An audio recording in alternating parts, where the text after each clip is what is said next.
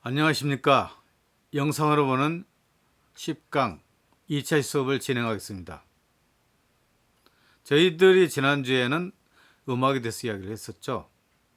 이제는 음악에 대해서만 이야기할 것이 아니라 그것에 따라서 또 음악의 역사를 알아볼까 합니다.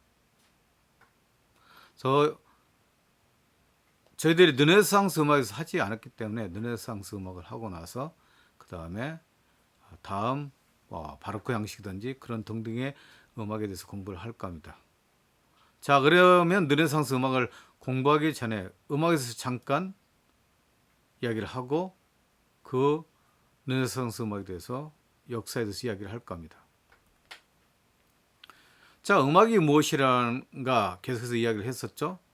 그 사상적 기반에서 조금 이야기를 나누고 르네상스 음악에 대해서 이야기를 할까 합니다. 음악 창작 중에 형식의 요소는 작곡가의 창조력과 상상력을 일으키는 동시에 작곡 기계의 발전을 추진합니다. 창조력과 상상력의 개입은 주체성 인자가 나아가 음악 작품 속에 도입된 것을 의미합니다. 결국은 한 예술가가 상상력과 창조력을 통해서 자신의 음악 작품 세계에 의미를 표현한다는 것입니다. 창조 활동은 자신이 개인의 뜻을 이름을 의미합니다. 한 개인이 자신 안에 있는 창조적 의지를 표현한 거라고 보시면 되겠죠. 그래서 음악의 형식은 음악의 인성화의 흔적을 더욱 드러내도록 합니다.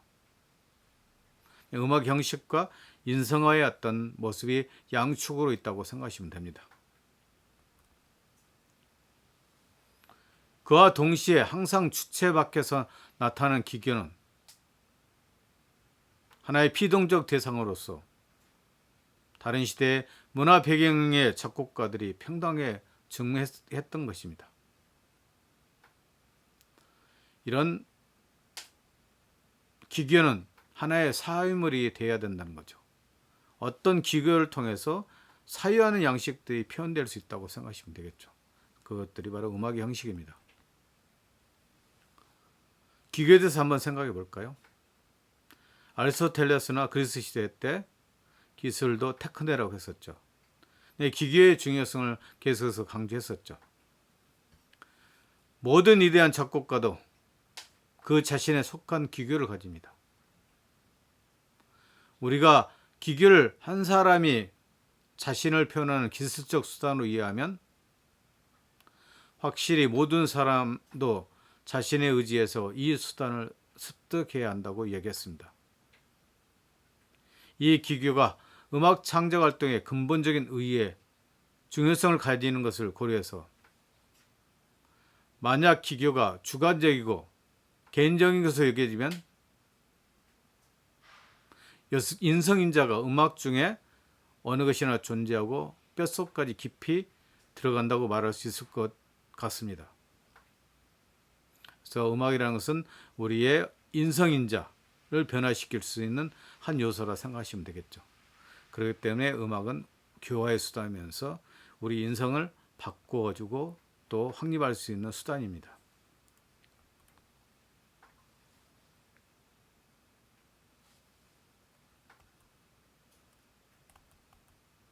자, 이제 그러면 우리가 계속해서 음악의 역사를 이야기했었죠. 오늘은 이제 르네상스 음악에 대해서 시작을 해볼까요? 르네상스 하면 무슨 뜻이죠? 흐네트르트에서 새로 태어난다는 뜻이죠. 르네상스의 기치는 무엇이었죠? 고대 그리스나 로마로 돌아가자는 인본주의 사상의 시대였죠. 그래서 르네상스라는 것은 고전 회복, 고전 복구주의라 생각하시면 됩니다. 르네상스 음악은 1420년부터 1600년까지 무르익었는데 대체로 낙천적이고 발랄하며 현세적이라는 특징을 갖습니다. 예전에 종교음악과 세속음악을 엄격히 구별했지만 이제 그런 이분법은 먹혀들지 않았습니다. 특히 중세시대나 그럴 때는 어떻게 됩니까? 종교음악, 세속음악이 엄격히 구분되어 있었죠. 그러면서 르네상스 시대에 오면서는 이런 엄격한 구분이 사라졌다고 생각하시면 되겠죠. 종교음악이라고 해서 언제나 경건하고 고상하고 교훈적인 소리를 낸 것도 아니었고, 세속음악이라고 해서 반드시 천박하고 통속적이고 서민적이지는 않았습니다. 이제는 이분법적 사고에서 벗어나서 모든 것들이 그 나름대로 가치를 있다고 이야기를 하고 있죠. 종교음악은 중세시대 특히 신을 찬양하는 데 사용했다고 보시면 되겠죠. 어떤 음악이 종교적이냐 세속적이냐는 이제는 양식이 아니라 주제에 의해 결정될 수 있습니다. 화가의 모델이 마돈나도 될 수 있고 요정도 될 수 있고 비너스도 될 수 있는 것처럼 작곡가들도 자기들이 가장 자신 있는 선율을 가지고 곡을 만들었습니다. 어쨌든 르네상스 시대에 오면서 음악들이 그레고리안 챈트에 얽매였던 중세와는 다르게 다양성을 갖추게 되었다고 생각하시면 되겠죠. 그래서 대중가에도 예배음악이나 미사곡으로 쓰일 때가 있었습니다. 르네상스는 1350년경 이탈리아에서 시작된 것이 북쪽으로 확산되어 결국 유럽 전역으로 퍼져나갔습니다. 음악 분야의 르네상스는 영국, 네덜란드, 북부 프랑스에서 먼저 시작됐습니다. 영국의 가장 유명한 작곡가였던 존 던스터블은 1480년대부터 1453년까지 살았던 그는 추종자들이 감미로운 양식으로 격치하는 곡으로 대륙에서 활동하는 초기 르네상스 작곡가들에게 상당한 영향을 미쳤습니다. 그래서 영국의 존 던스터블이 르네상스 작곡가들의 영향을 미쳤다는 겁니다. 한편 대륙에서는 북부 프랑스와 플랑드르 지역에서 궁정과 교회를 중심으로 활동하는 작곡가들이 있었는데 이들은 프랑스 플랑드르 악파라고 불리는 사람들이었습니다. 그래서 여러분들 기억하다시피 프랑스에서 어쨌든 이렇게 프랑스 악파, 플랑드르 악파가 있었다 보시면 되겠죠. 진정한 르네상스 예술가들이었던 그들은 개인적이고 물리적이고 아주 실험적이었습니다. 그들은 새로운 음악 양식 기법과 기교를 터득하여 정교한 카논과 교양 있는 아마추어의 호기심을 자극하는 복잡한 곡을 만드는 데서 희열을 느꼈습니다. 그레고리안 챈트처럼 단성의 음악이 아니라 이제부터는 좀 더 복잡한 곡을 만들면서 카논을 지켰다고 보시면 되겠죠. 카논 여러분들이 기억할지 모르겠지만 어떤 규칙이라고 보시면 되겠죠. 예를 들어서 이집트 미술에서 카논에 따라서 모는 종이의 그림을 가지고 바로 그것을 어떤 규칙에 따라서 그림을 그렸던 이야기를 한번 했었을 겁니다. 새로운 주제와 참신한 아이디어를 찾아 이탈리아로 간 그들은 이탈리아 민요의 단순한 곡조와 무용음악을 도입하여 다성음악의 수법과 기법을 한 차원 높게 발전시켰습니다. 저희들이 다성음악 이야기를 했었죠. 결국은 둘 이상의 멜로디가 동시에 불리거나 연주되는 형식의 음악을 다성음악이라 합니다. 둘 이상의 멜로디가 있다고 보시면 되겠죠. 가령 프랑스 캉브리에서 디페라는 작곡가가 있습니다. 조숙한 젊은 음악가들을 발굴하는 전문가의 눈에 띈 것은 그의 나이 9살 때였습니다. 디페입니다.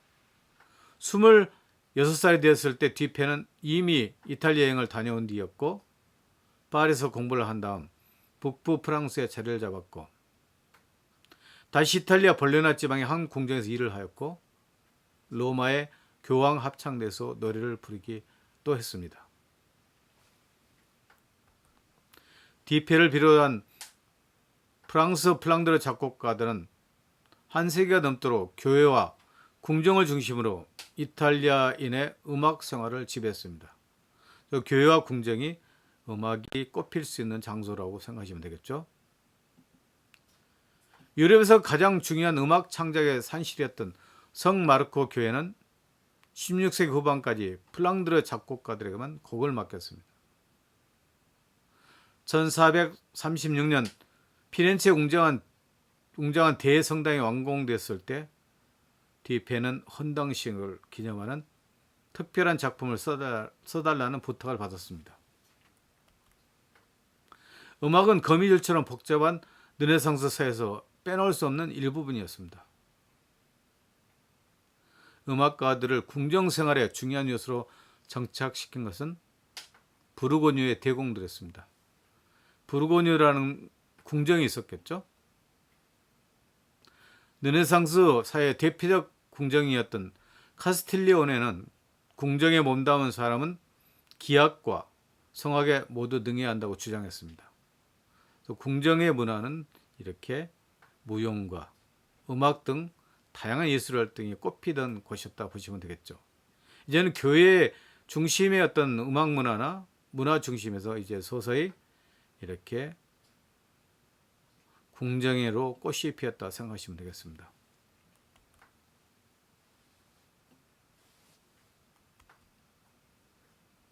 카스틸레오네는 이렇게 말하고 있습니다. 나는 음표를 정확히 지키면서 쉽게 아름답게 부르는 노래를 멋진 음악이라고 생각한다. 하지만 그보다 훨씬 더 멋진 것은 비올의 반주에 맞추어 부르는 노래다. 음악이 거의 모든 감미로서 독창을 찾을 수 있다. 우리는 둘 이상의 멜로디에 우리 귀가 잠식당하지 않을 때 섬세한 기법과 멜로디를 훨씬 섬세하게 가려 들을 수 있다. 뿐만 아니라 작은 실수 하나하나도 어김없이 포착된다. 여러 사람이 같이 노래를 부를 때는 그러기가 어렵다. 각자 옆 사람의 도움을 얻기 때문이다. 하지만 뭐니 해도 나를 가장 즐겁게 하는 것은 말에 매력과 운치를 심어주는 레치타티보 형식으로 비올에 맞추어 부르는 노래다. 그러니까 레치타티포라는 형식이 그 당시에 유행을 했었죠. 거기다가 비올의 연주에 맞추는 노래라고 하고 있죠. 또 계속해서 이야기를 합니다. 모든 건반 악기도 귀를 즐겁게 해준다. 아주 완벽한 협함을 낼 수 있고 그 위에서 음악적 희열로 마음을 채워주는 수많은 음들을 연주할 수 있기 때문입니다. 음악을 듣고 있다면 음악적 희열로 마음이 가득 찬다는 것을 이야기를 하고 있죠. 현악 사중주 음악도 더없이 절묘하고 달콤하다. 인간의 목소리는 이 악기들을 우아하고 화려하게 만들어준다. 우리 궁정에서는 적어도 어느 수준까지는 이 악기들을 널리 알릴 생각이다. 물론 악기는 잘 다루면 잘 다룰수록 좋을 것이다 라고 이야기하고 있습니다. 자, 부르고뉴 궁정에서 한번 알아볼까요? 불란서의 궁정이라고 보시면 되겠죠. 왕국으로 주로 공장력으로 그 지위가 수시로 달라졌던 부르고뉴는 15세기 전반에 유럽에서 가장 강력하고 영향력 있는 정치 세력이 되었습니다. 부르고뉴의 통치자들은 수도 디종에 있는 왕궁을 유럽에서 가장 웅장하게 꾸몄습니다. 불란서 지방 이야기죠. 이 당시의 그림을 보면 무용곡을 연주하는데 다양한 악기들이 동원되어 있음을 알 수 있습니다. 가장 일반적인 악기 묶음은 퉁소처럼 생긴 숑, 오보의 전신과 슬라이드 트럼펫이었고 또 하나의 묶음은 기타처럼 생긴 류트, 하프, 플루트였습니다. 전자는 높은 악기들이라고 해서 기념행사에 주로 쓰였고 발코니나 주랑에서 연주등을 했습니다. 후자는 낮은 악기들이라고 해서 사교명에 주로 사용됐고 춤추는 사람들과 가까운 곳에서 연주되었습니다. 디종은 불란서 동부에 있는 부르고뉴 도시입니다. 디종의 궁정서가는 생기발랄하고 우아했습니다. 그것은 여러 가지 면에서 중세의 사랑이 궁정과 닮아 있었습니다. 디종의 궁정에서는 활달하면서도 차분한 무용과 노래가 끊이지 않았습니다. 사랑과 희열과 아름다움을 찬미하는 프랑스의 샹송이 흘러나왔습니다. 연인을 구해서부터 왕실의 복잡한 기념행사에 이르기까지 세속음악은 어디서나 요구되었습니다. 수준 높은 세속음악이 획기적으로 발전했지만 그렇다고 종교음악이 희생된 것은 아니었습니다. 종교음악도 세속음악으로부터 기법과 멜로디의 일부를 받아들여 한층 세련된 양식으로 발전해 나갔다는 겁니다. 자, 부르고의 악파에 대해서 한번 알아볼까요? 기욤 디페는 1400년대부터 74년까지 생존했던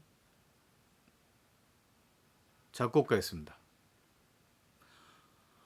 프랑스 플랑드라의 음악 전통을 계승한 부르고뉴 악파에서 가장 유명한 작곡가는 디페였습니다.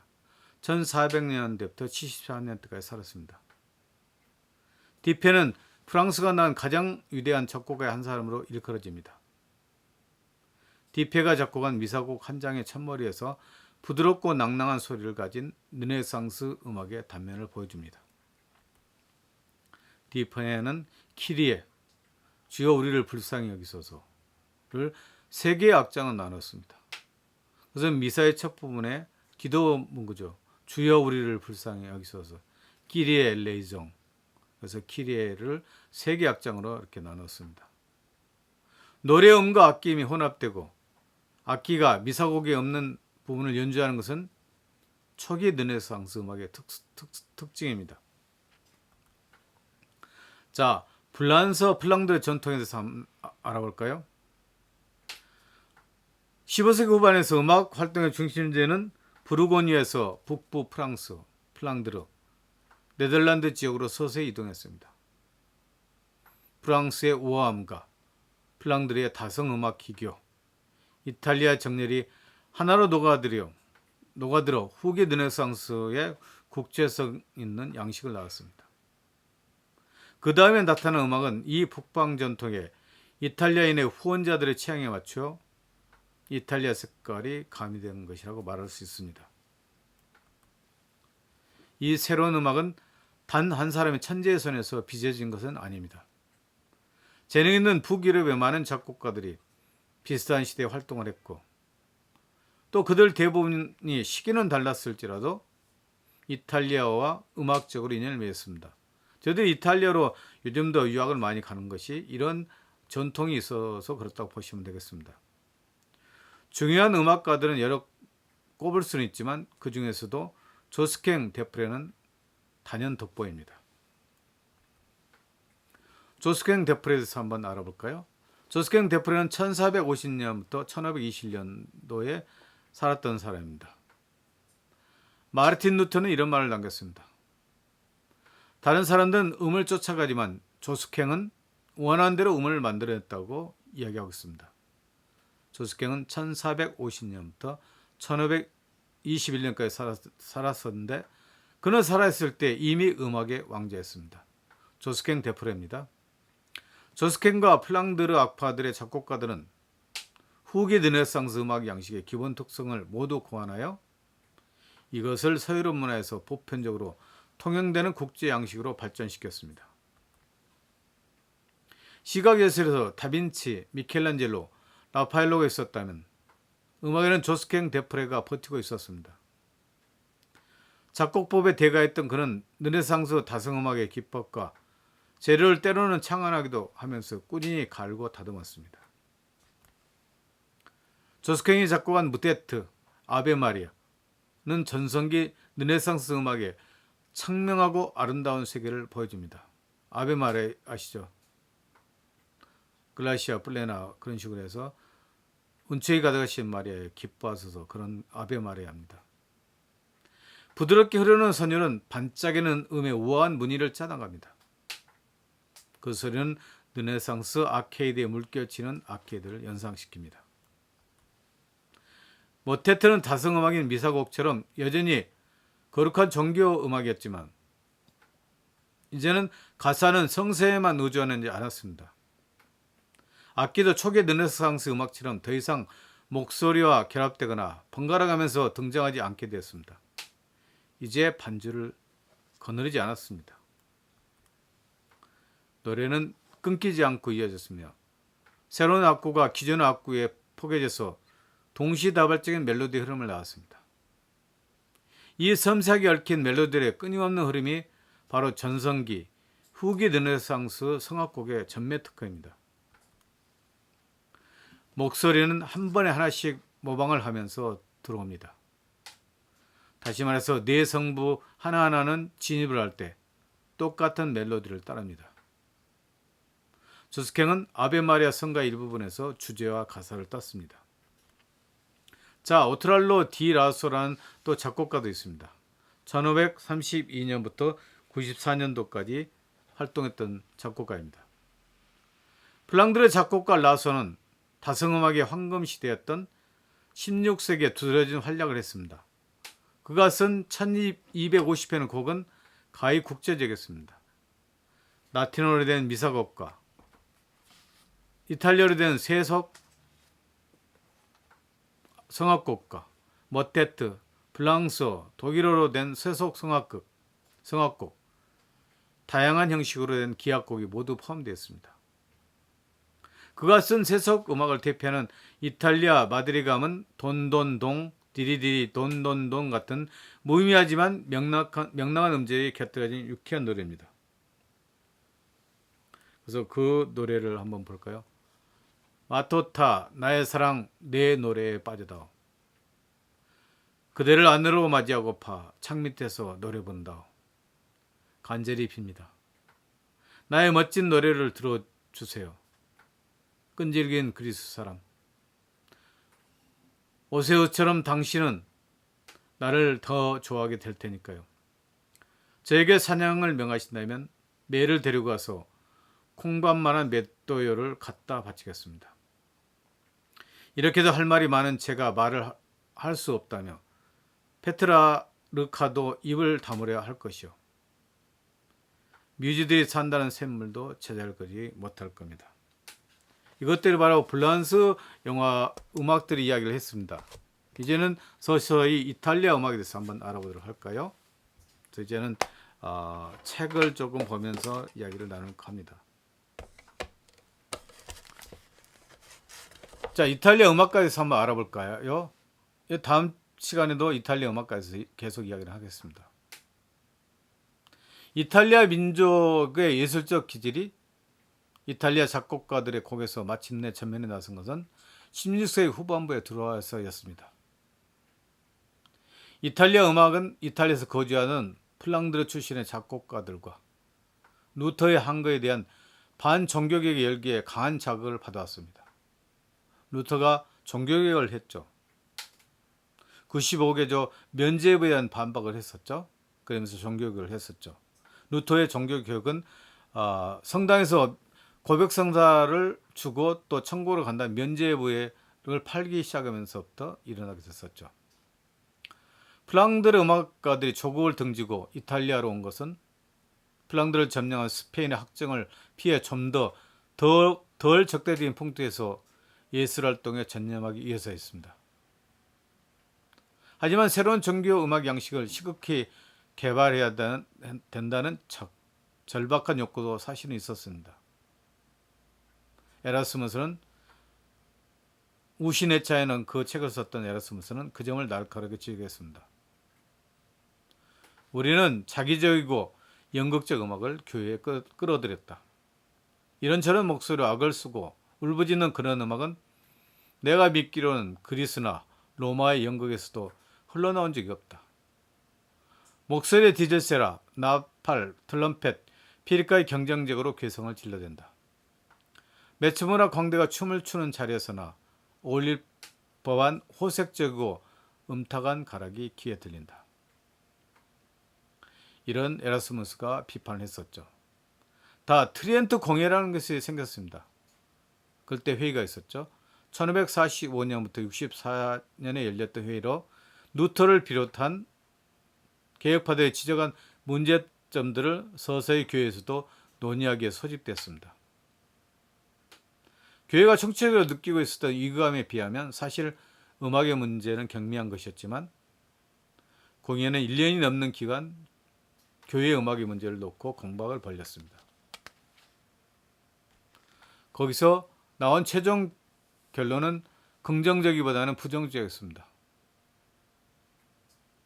1562년 공의에서 최종적으로 채택된 교육법은 성악곡과 기악곡을 막론하고 도발적이나 순결하지 않는 모든 선을 세속적이고 백해무익한 모든 가사, 고함과 소란을 일체 금지시켰습니다. 그래서 주님의 집이 진정 예배자의 집으로 불릴 수 있도록 하기 위함입니다. 그렇다면 결국 세속적인 음악들이 많은 철퇴를 당했다고 생각하시면 되겠습니다. 오늘은 블란스 음악과 이탈리아 음악의 시작부에 대해서 이야기를 했습니다. 계속해서 이제는 이거 끝나면 이탈리아 음악을 공부를 하고 또 그것이 끝나면 바로크 음악을 하든지 하겠습니다. 수고 많으셨습니다.